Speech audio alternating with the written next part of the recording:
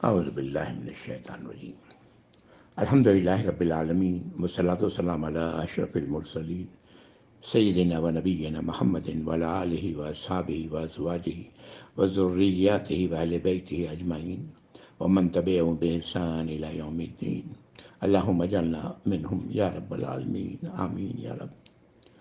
اعوذ باللہ من الشیطان الرجیم رب اشرح لی صدری ویسر لی امری واحلل عقدۃ من لسانی یفقہوا قولی۔ اللہم اجعل ھذا لوجہک الکریم لا ریا فیہ ولا سمع یا رب العالمین۔ ربنا تقبل منا انک انت السمیع العلیم وتب علینا انک انت التواب الرحیم آمین یا رب۔ السلام علیکم ورحمۃ اللہ وبرکاتہ۔ پچھلی نشست میں ہم لوگ آیت نمبر 27 سورۃ العنکبوت پر رک گئے تھے۔ آج انشاءاللہ آگے بڑھیں گے۔ آیت نمبر 27 میں اللہ تعالیٰ نے ابراہیم علیہ السلام کے حوالے سے یہ بات واضح کر دی کہ ابراہیم علیہ السلام کو اللہ نے دنیا میں بھی اچھی زندگی عطا فرمائی اور آخرت میں بھی ان کا اجر صالحین میں سے وہ ہوں گے، صالح لوگوں میں سے ہوں گے، اللہ کے انعام کے مستحق ہوں گے۔ یہ ہم لوگوں کے لیے ایک مقام ہے سوچنے کا۔ ہم میں سے کچھ لوگ یہ سمجھتے ہیں کہ دین پر چلنے کا مطلب یہ ہے کہ دنیا سے بالکل کٹ جانا، دنیا میں کچھ نہیں ہے، اب بس آخرت ہی آخرت ہے۔ یہ ہرگز نہیں ہے۔ اللہ کے راستے پر چلنے والے دنیا میں بھی بہترین زندگی اللہ تعالیٰ انہیں عطا کرتے ہیں۔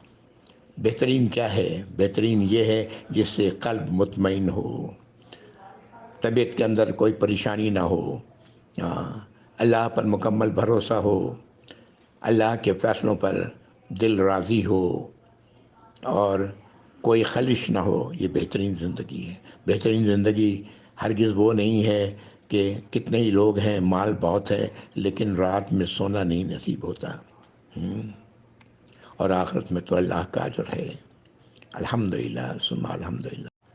پچھلی نشست کے حوالے سے ایک بات اور کہتا چلوں کہ میں نے عرض کیا تھا کہ 2 احادیث ان کو اگر انسان پکڑ لے تو انشاءاللہ اس کے تمام معاملات درست ہوں گے۔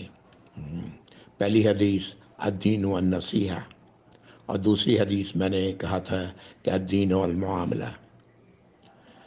یہ ابھی میرا الحمدللہ شیخ اقبال کیلانی کے ساتھ بیٹھنا ہوا تو باتوں باتوں میں نے اسی بات کا ذکر کیا تو وہ کہنے لگے یہ دوسری حدیث کے بارے میں مجھے نہیں پتہ کہ الدین والمعاملہ۔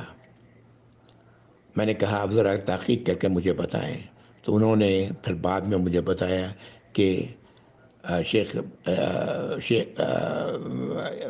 بن باز رحمہ اللہ نے اسے کہا کہ یہ حدیث نہیں ہے، اس لیے اس سے میں رجوع کرتا ہوں، یہ حدیث نہیں ہے، یہ کسی کا قول ہے۔ بہرحال جو بھی ہے یہ قول بہت اہم ہے، اس میں کوئی شبہ نہیں، اس کو قول کی طرح لیں۔ میں جو بھی حدیث بیان کرتا ہوں، آپ خوف تو ہوتا ہے کہ جان بوجھ کر کے کوئی غلط حدیث نہ بیان کی جائے، اس لیے کہ جس نے متعمداً جان بوجھ کر کے نبی کریم صلی اللہ علیہ وسلم کی طرف کوئی بات کہی تو وہ اپنا ٹھکانہ جہنم میں بنا لے۔ الحمدللہ ثم الحمدللہ، میں جان بوجھ کے ایسی کوئی بات نہیں کرتا۔ یہ میں نے جب پڑھا تھا، جہاں بھی پڑھا تو اس کا بھی قول ہے، مجھے یاد نہیں ہے، لیکن بہرحال تو یہ قول ہے دوسری حدیث۔ پہلی حدیث کافی ہے، الدین و نصیحہ۔ ظاہر ہے نصیحت کرنے کے لیے ڈیلنگز کرنا، اسی کا نام تو ڈیلنگ ہے، ایک دوسرے سے کیسے پیش آیا جائے۔ یہ نصیحت ڈیلنگ جو ہم کر رہے ہیں اس معاملے میں، اسے بہت عقل مندی کے ساتھ کرنا چاہیے۔ جزاک اللہ خیر۔ آیت نمبر 26 جو ہم لوگ پچھلی بار پڑھ چکے ہیں، لوط علیہ السلام کا ذکر آیا، اور لوط علیہ السلام فرماتے ہیں کہ وہ اللہ کی طرف ہجرت کر رہے ہیں، یعنی جو وہ اللہ جو العزیز ہیں اور الحکیم ہیں۔ اب آگے جو آیات آ رہی ہیں، آیت نمبر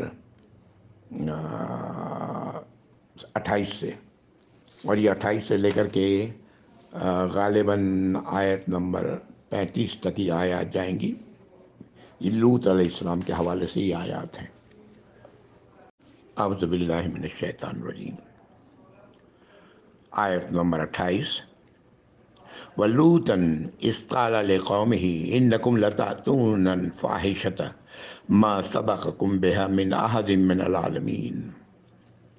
اور لوط علیہ السلام جب انہوں نے کہا اپنی قوم سے، جن میں وہ تھے جہاں انہیں ابراہیم علیہ السلام نے صدوم کے آبادی میں چھوڑا تھا، ان سے انہوں نے کہا کہ بے شک تم لوگ تو فحاشی کا کام کرتے ہو، بہت فحش کام کرتے ہو، جو تم سے پہلے کسی نے نہیں کیا اس دنیا میں، اس کائنات میں. اَإِنَّكُمْ تَأْتُونَ الرِّجَالَ وَتَقْطَعُونَ السَّبِيلَ. کیا تم لوگ آتے ہو مردوں کی طرف، اشارہ ہومو سیکشوالٹی کی طرف ہے. وَتَقْطَعُونَ السَّبِيلَ، اور راستوں کو کاٹتے ہو، اس سے مراد اب قافلوں پر حملہ کرنا، لوگوں کو لوٹ لینا، اس کی طرف اشارہ ہے. وَتَأْتُونَ فِي نَادِيكُمُ الْمُنكَرَ، اور اپنی مجلسوں میں وہ کچھ کرتے ہو جو بہت برا ہے، غلط ہے. فَمَا كَانَ جَوَابَ قَوْمِهِ إِلَّا أَنْ قَالُوا ائْتِنَا بِعَذَابِ اللَّهِ إِن كُنتَ مِنَ الصَّادِقِينَ. تو نہیں تھا جواب ان لوگوں کا سوائے اس کے کہ لے آؤ عذاب اللہ کا اگر تم سچے ہو تو. کیا بے خوفی ہے.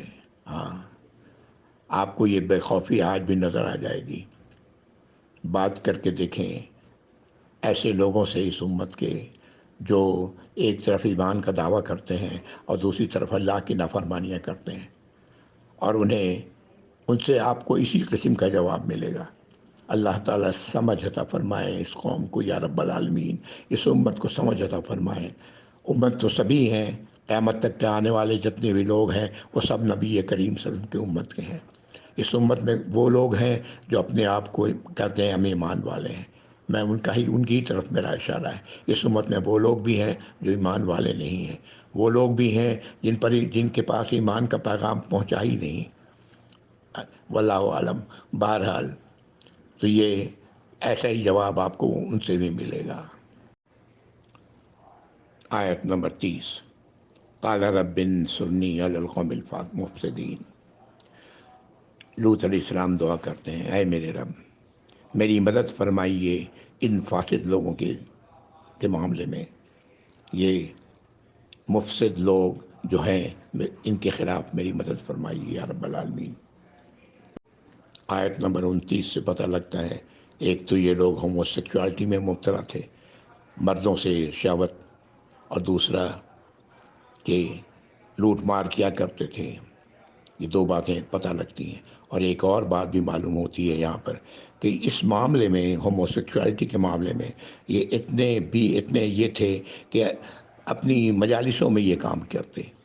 ہاں، ایک ذرا بھی شرم نہیں ہوتا یہ کام، ایک دوسرے کے موجودگی میں بھی یہ کام کرتے. نادی کا لفظ آج بھی ہم استعمال کرتے ہیں، عربی زبان میں آج بھی استعمال ہوتا ہے. یہ نادی کا لفظ آج کلب کے لیے استعمال ہوتا ہے. کلب جہاں لوگ ملتے ہیں، بیٹھتے ہیں، باتیں کرتے ہیں، اس کے لیے استعمال ہوتا ہے. آیت نمبر 31 میں اللہ کی یہ مدد آ گئی، اور یہ کس طرح آئی اس کا ذکر ہے. یہاں پر ابراہیم علیہ السلام کا ذکر دوبارہ آتا ہے. وَلَمَّا جَاءَتْ رُسُلُنَا إِبْرَاهِيمَ بِالْبُشْرَىٰ، اور جب آئے ہمارے پیغام پہنچانے والے ابراہیم علیہ السلام کے پاس بشارت لے کر، خوشخبری لے کر، اللہ تعالیٰ فرما رہے ہیں. اشارہ ہے ان فرشتوں کا جو ابراہیم علیہ السلام کے پاس تشریف لاتے ہیں. قالوا إِنَّا مُهْلِكُو أَهْلِ هَٰذِهِ الْقَرْيَةِ، اور انہوں نے کہا کہ بے شک ہم ہلاک کرنے والے ہیں اس آبادی کو. إِنَّ أَهْلَهَا كَانُوا ظَالِمِينَ، اس کے رہنے والے، اس آبادی کے رہنے والے یہ سب ظالم لوگ ہیں. یہ آیت نمبر 31 ہے. اس آیت میں بات شروع ہوتی ہے کہ یہ میرے فرشتے آئے ابراہیم علیہ السلام کے پاس خوشخبری لے کر. یہ خوشخبری کس بات کی تھی؟ ہم لوگ پیچھے پڑ چکے ہیں. اسحاق علیہ السلام کی تھی، کی پیدائش کی تھی.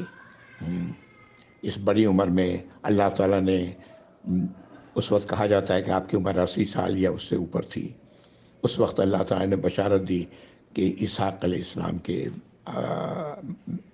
آنے کی، آپ کے بیٹے اسحاق علیہ السلام ابراہیم علیہ السلام کے بیٹے. اور فرشتوں نے بتایا کہ وہ جا رہے ہیں ہلاک کرنے کے لیے اللہ کے حکم سے ایک ایسی آبادی کو جس کے رہنے والے ظالم ہیں. ابراہیم علیہ السلام کو اندازہ ہو گیا کہ یہ لوط علیہ السلام کی آبادی کے بارے میں بات کر رہے ہیں. اگلی آیت اسی کی طرف اشارہ کر رہی ہے، آیت نمبر 32. قال ان فیہا لوطا، ابراہیم علیہ السلام نے فرمایا کہ اس میں تو لوط ہیں. قالوا نحن عالم بمن فیہا، فرشتوں نے جواب دیا کہ ہم خوب جانتے ہیں کہ وہاں کون ہے، کون لوگ ہیں اس میں. لنجینہ اہلہ الا امرأتہ کانت من الغابرین، ہم بچا لیں گے انہیں اور ان کے اہل کو، ان کے راستے پر چلنے والوں کو، سوائے ان کی بیوی کے، وہ پیچھے رہ جانے والوں میں سے ہے. یہاں سے لفظ اہل پر تھوڑا سا جان لیں کہ قرآن اس لفظ کو دو الفاظ ہیں، اہل اور آل، ان دونوں الفاظ کے بارے میں جان لینا چاہیے.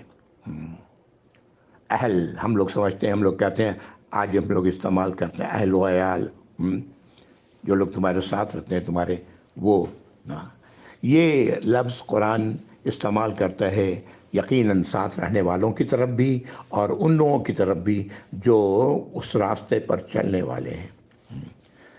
یاد کریں سورہ ہود میں ہم لوگوں نے یہ بات پڑھی تھی کہ جب جو کیا کہتے ہیں، نوح علیہ السلام کا بیٹا غرق ہو گیا تو اللہ سے فریاد کیا تھا نوح علیہ السلام نے کہ یا اللہ، آپ نے تو میرے اہل کو بچانے کی بات کی تھی جبکہ میرا بیٹا غرق ہو گیا.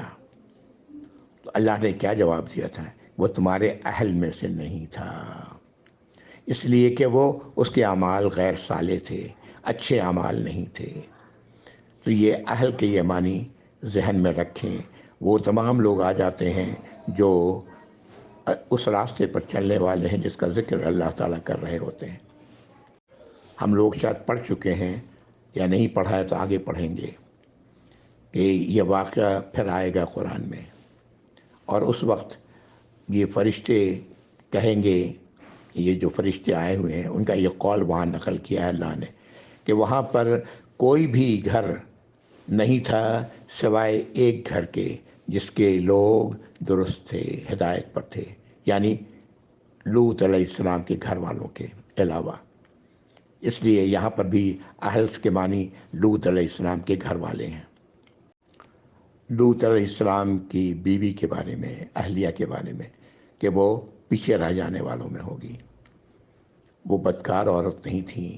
انبیاء رسولوں کی بیویاں بدکار کبھی نہیں ہوتیں، بدکار نہیں تھیں، لیکن ان کی تمام تر ہمدردیاں اپنی قوم سے تھیں، اس لیے ان کا تعلق اسی قوم سے تھا. لوط علیہ السلام کا تعلق اس قوم سے تو نہیں تھا، وہ تو ابراہیم علیہ السلام کی قوم سے تعلق رکھتے تھے جو مدین میں غالباً عراق کا علاقہ ہے جہاں تھے، جہاں سے انہوں نے ہجرت کی تھی. اور راستے میں ابراہیم علیہ السلام نے ان کو اس قوم میں رسول کے بحیثیت رسول چھوڑا تھا. ان کی اہلیہ کی اس ہمدردی کے نتیجے میں اللہ تعالیٰ نے انہیں بھی ان لوگوں میں عذاب میں شامل کر لیا. اللہ تعالیٰ محفوظ رکھے.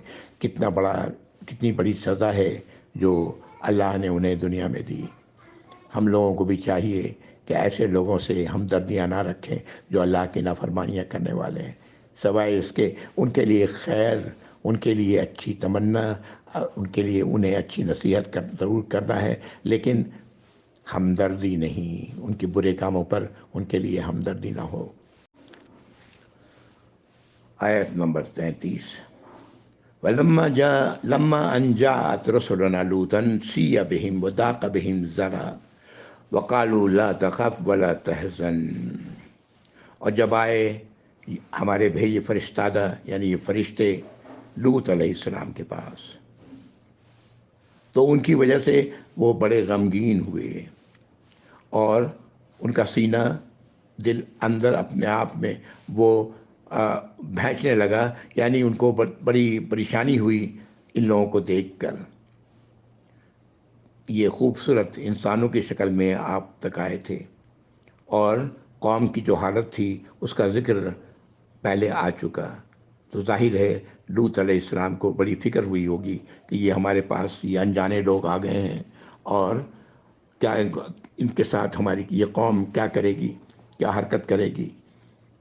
تو اس لیے ان کی یہ پریشانی کا ذکر ہے اس آیت میں۔ قالوا لا تخف ولا تحزن، اور تو فرشتوں نے کہا کہ آپ خوف نہ کریں اور نہ غم کریں، لوط علیہ السلام کو کہا کہ آپ پریشان نہ ہوں۔ انا منجوک واہلک الا امرأتک کانت من الغابرین، بے شک ہم تو آئے ہیں آپ کو نجات دینے کے لیے، جس سے آپ نے دعا کی تھی اس کے لیے ہم آئے ہیں۔ ان مفسد قوموں سے، فاسد لوگوں سے آپ کی جان چھڑانے کے لیے آئے ہیں، اور آپ کے گھر والوں کی، سوائے آپ کی بیوی کے، وہ پیچھے رہ جانے والوں میں ہوگی۔ آیت 34 انا منزلون علی اہل هذه القرية رجزا من السماء بما كانوا يفسقون، بے شک ہم لوگ نازل کرنے والے ہیں علی اہل هذه القرية۔ اب دیکھیں یہاں اہل کے معنی آ رہا ہے اس قریہ کے، اس آبادی کے رہنے والوں پر ان پر نازل کرنے والے ہیں کیا؟ رجزم من السماء، عذاب آسمان سے، بما کانوا یفسقون، بوجہ ان کے اس فسق کے، اللہ کی نافرمانی کے جو یہ لوگ کرتے ہیں یا کر رہے ہیں یا کرتے رہے ہیں۔ اس قوم کے ساتھ کیا ہوا ہم لوگ پیچھے پڑ چکے ہیں۔ اللہ تعالیٰ نے پتھروں کی بارش کی ان پر، کوئی ذکر نہیں یہاں آ رہا ہے۔ اگلی آیت نمبر 35 پر یہ معاملہ، پورا واقعہ لوط علیہ السلام کا اللہ نے سمیٹ دیا۔ وَلَقَدْ تَرَكْنَا مِنْهَا آيَةً بَيِّنَةً لِقَوْمٍ يَعْقِلُونَ، اللہ تعالیٰ فرما رہے ہیں کہ ہم نے چھوڑا ان کے اس قوم کے پر نشانی، واضح نشانی، اس ایسے لوگوں کے لیے جو عقل رکھتے ہیں۔ بات اللہ نے ختم کر دی۔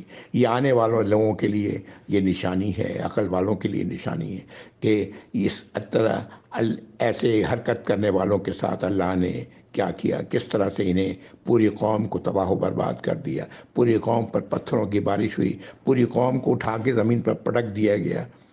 یہ واقعات ہم لوگ پیچھے پڑ چکے ہیں، آگے بھی آئیں گے، اور یہاں پر لوط علیہ السلام کا واقعہ مکمل ہو رہا ہے۔ میں نے یہ بات نوٹ کی ہے کہ لوط علیہ السلام کے واقعات جہاں جہاں بھی آتے ہیں یہ ایک طرح سے بڑے مختلف ہیں، کہ لوط علیہ السلام کہیں بھی اپنی قوم کو وحدانیت کی، اللہ کو اکیلا الہ ماننے کی دعوت دیتے ہوئے نظر نہیں آتے تمام مقامات پر۔ اس سے جو بات لوط علیہ السلام اس قوم سے جو جہاں جہاں بھی ہے وہ یہی ہے کہ یہ ہومو سیکچوالٹی کی طرف اشارہ ہے۔ اس سے اندازہ ہوتا ہے کہ شاید ابراہیم علیہ السلام کی دعوت کے نتیجے میں یہ لوگ موحد ہو گئے تھے، ایک اللہ کو تسلیم کرنے والے، بحیثیت الہ بتوں کی پرستش نہیں کرتے تھے۔ لیکن یہ گندگی، یہ گندا کام جو یہ لوگ کرتے تھے اس کو یہ لوگوں نے نہیں چھوڑا، اور اس کے نتیجے میں اللہ کی سزا کتنی بڑی آئی۔ یہ ہم سب لوگوں کے لیے ایک نصیحت ہے کہ اگر ہم اپنے آپ کو بتوں کی پوجا نہیں کرتے، اپنے آپ کو موحد سمجھتے ہیں، تو اللہ کی نافرمانی کے کاموں سے بھی اپنے آپ کو بچائیں، ورنہ اللہ کی ناراضگی بڑی سخت ہے، جیسے کہ لوط علیہ السلام کے قوم پر ہوا۔ واللہ عالم، یہ میرا اپنا تجزیہ ہے، اللہ بہتر جانتے ہیں کیا صحیح ہے، لیکن بہرحال لوط علیہ السلام کی قوم کو اللہ نے نشانی بنا دیا، اور یہ عرب کے لوگ، قریش کے لوگ ان بستیوں سے، ان آبادیوں کے پاس سے گزرتے تھے، وہ تباہ شدہ آبادیاں دیکھا کرتے تھے، اس لیے اللہ نے اس کی طرف توجہ دلائی کہ آج تم لوگ نافرمانیاں کر رہے ہو، بات نہیں مان رہے ہو، اور پچھلی قوموں کے ساتھ کیا کچھ ہوا یہ تم غور کرو، عقل استعمال کرو۔ آگے دو آیات آ رہی ہیں 36 اور 37، یہ شعیب علیہ السلام کا ذکر ہے دو آیات میں۔ اعوذ باللہ من الشیطان الرجیم۔ وَإِلَى مَدْيَنَ أَخَاهُمْ شُعَيْبًا، اور مدین کی طرف جہاں ان کے بھائی شعیب تھے۔ وَقَالَ يَا قَوْمِ اعْبُدُوا اللَّهَ وَارْجُوا الْيَوْمَ الْآخِرَ وَلَا تَعْثَوْا فِي الْأَرْضِ مُفْسِدِينَ، انہوں نے کہا اپنی قوم سے کہ اللہ کی عبادت کرو، اللہ کی اطاعت و فرمانبرداری کرو، اور آخرت کی امید رکھو، یوم آخرت، آخرت کے دن کی، یعنی اس دن اللہ سے، اللہ کے اچھے، اللہ کی رحمت و مغفرت کی امید رکھو۔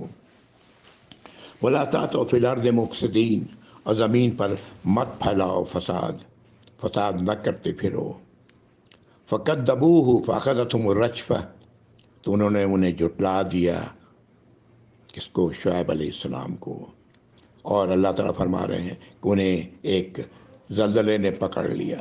وَأَصْبَحُوا فِي دَارِهِمْ جَاثِمِينَ، تو وہ اپنے گھروں میں ہی اوندھے منہ پڑے رہ گئے۔ یہ شعیب علیہ السلام کا واقعہ ان دو آیات میں، آیت نمبر 36 اور 37۔ شعیب علیہ السلام کے واقعات ہم لوگ تفصیل کے ساتھ پیچھے بھی پڑھ چکے ہیں، آگے بھی آئیں گے۔ یہ بھی اسی راستے پر تھا، یہ آبادی بھی شعیب علیہ السلام کی، جس راستے سے جو قافلوں کا راستہ ہوا کرتا تھا، اور لوگ اس سے واقف تھے، اس تباہی کو لوگ دیکھتے تھے آتے جاتے۔ آگے آیت نمبر 40 تک اجمالی اللہ تعالیٰ وہ آیات ہیں جس میں پچھلی قوموں کی تباہی کا، ان کی نافرمانیوں کا ذکر ہے اجمالی طور پر۔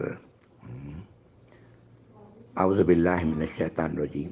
وعادا وثمود، اور عاد و سمود، وقد تبین لکم من مساکنہم، اور عاد و سمود واضح کر دیا، واضح ہے یہ ان کے مکانات، ان کے ٹھکانے، جو یہ بھی ان لوگوں کو، یہ لوگ اس سے واقف تھے، مکے کے لوگ۔ وَزَيَّنَ لَهُمُ الشَّيْطَانُ أَعْمَالَهُمْ فَصَدَّهُمْ عَنِ السَّبِيلِ وَكَانُوا مُسْتَبْصِرِينَ۔ اللہ تعالیٰ فرما رہے ہیں کہ شیطان نے ان کی روش کو ان کے لیے بہت اچھا کر دیا، بنا رکھا تھا، بہت فائدہ مند بنا رکھا تھا۔ وہ اسے بہت پسند کرتے تھے، جو ان کی روش تھی۔ روش کیا تھی؟ اللہ کے سوا دوسرے الہ بنانا، اور انہیں شیطان نے اس طرح روک دیا تھا اس راستے سے جو صحیح راستہ ہے، یعنی اللہ کو اکیلا الہ مانا، جبکہ یہ سب لوگ دیکھنے والے تھے، یعنی یہ بصیرت رکھتے تھے، ایسا نہیں تھا کہ یہ لوگ عقل سے خالی تھے۔ یہ آیت نمبر 38۔ آیت نمبر 39۔ وقارون و فرعون و حامان، اور قارون واقعہ ہم لوگ پچھلی آیت میں پڑھ چکے، اور فرعون اور حامان فرعون کا وزیر اعظم تھا غالباً۔ وَلَقَدْ جَاءَهُم مُوسَىٰ بِالْبَيِّنَاتِ، اور آئے ان کے پاس، آ چکے ان کے پاس موسیٰ واضح نشانیوں کے ساتھ، واضح ہدایات کے ساتھ۔ فَاسْتَكْبَرُوا فِي الْأَرْضِ وَمَا كَانُوا سَابِقِينَ، تو انہوں نے کیا کیا؟ انہوں نے تکبر کیا زمین پر، یعنی بات کو نہیں مانا، تکبر یہی تو ہے۔ ہاں، وما کانوا سابقین، اور وہ لوگ سبقت لے جانے والے نہ ہوئے، یعنی اللہ کے عذاب سے اپنے آپ کو نہ بچا سکے۔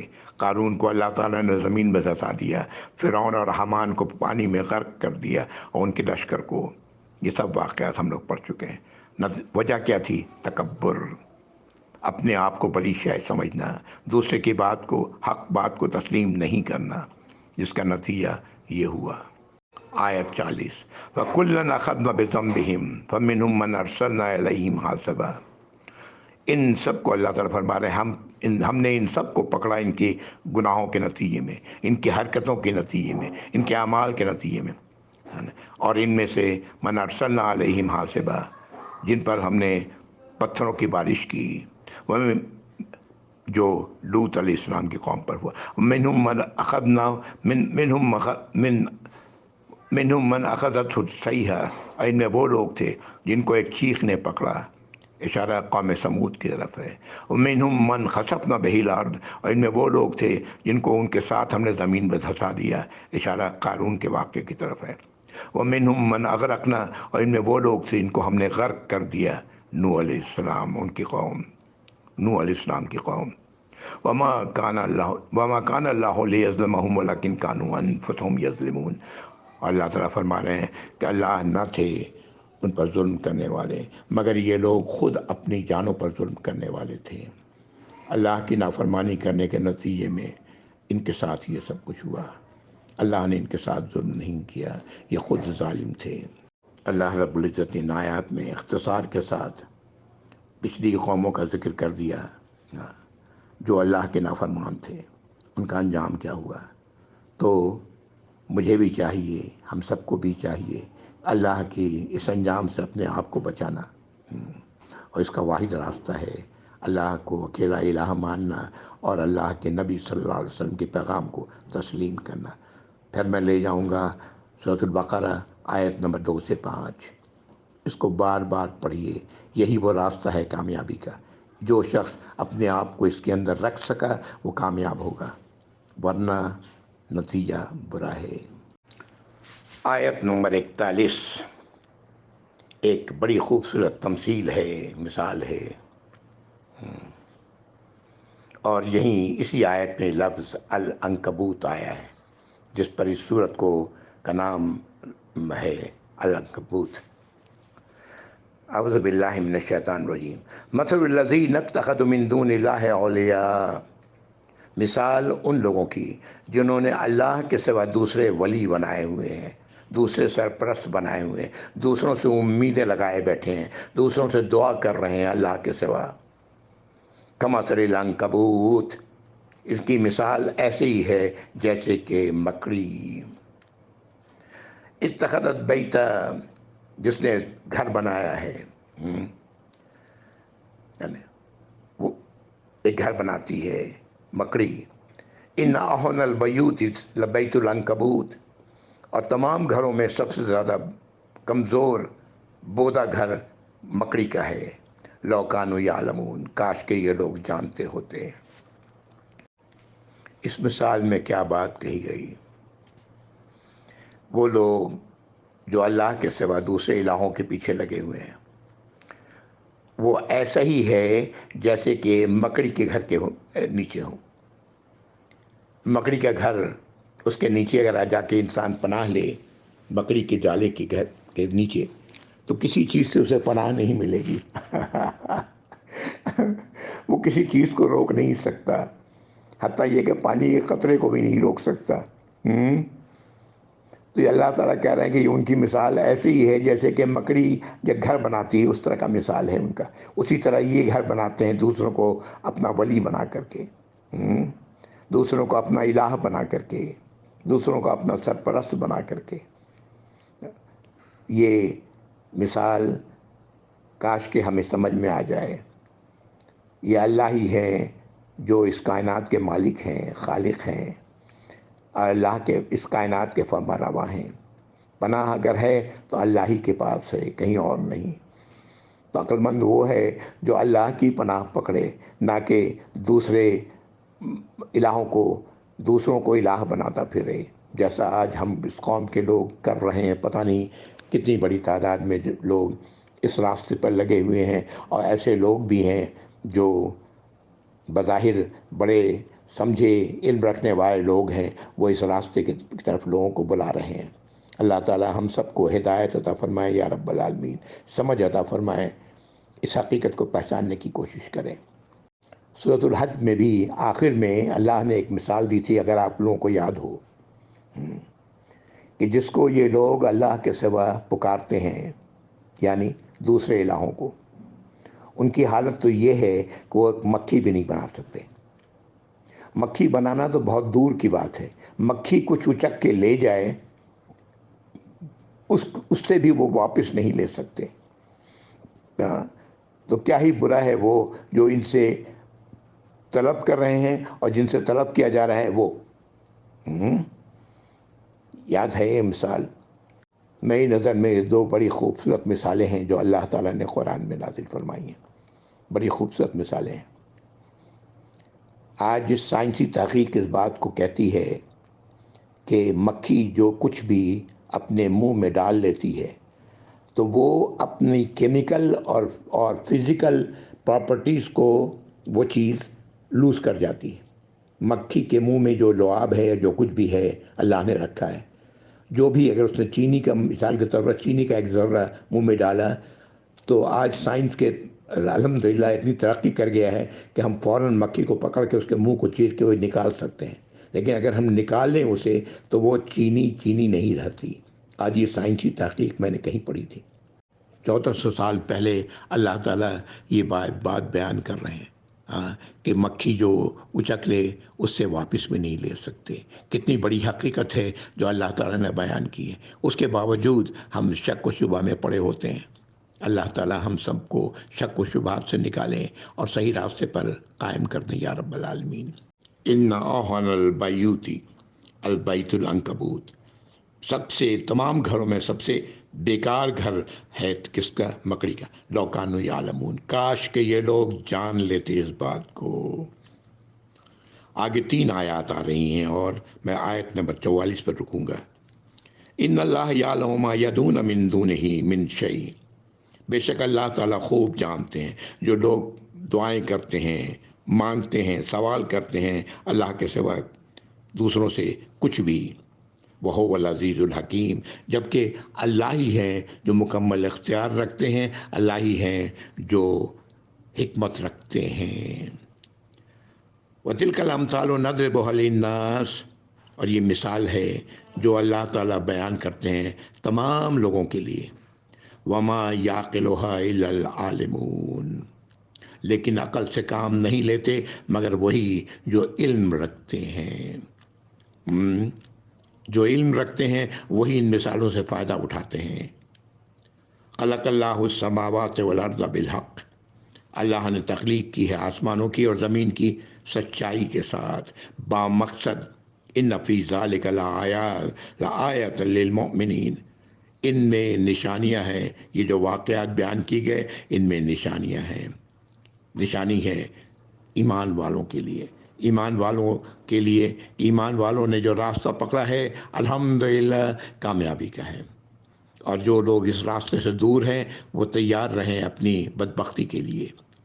یہ آیت نمبر 44 تھی، یہاں میں رک رہا ہوں، اور یہ یہاں پر 20واں پارہ بھی مکمل ہو رہا ہے۔ اس طرح قرآن 2/3 قرآن یہاں مکمل ہو رہا ہے، 30 پاروں میں سے 20 پارے یہاں مکمل ہو رہے ہیں۔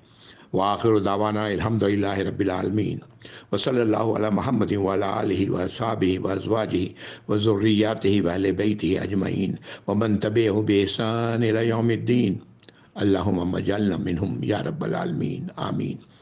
السلام علیکم ورحمۃ اللہ وبرکاتہ، جزاکم اللہ خیر۔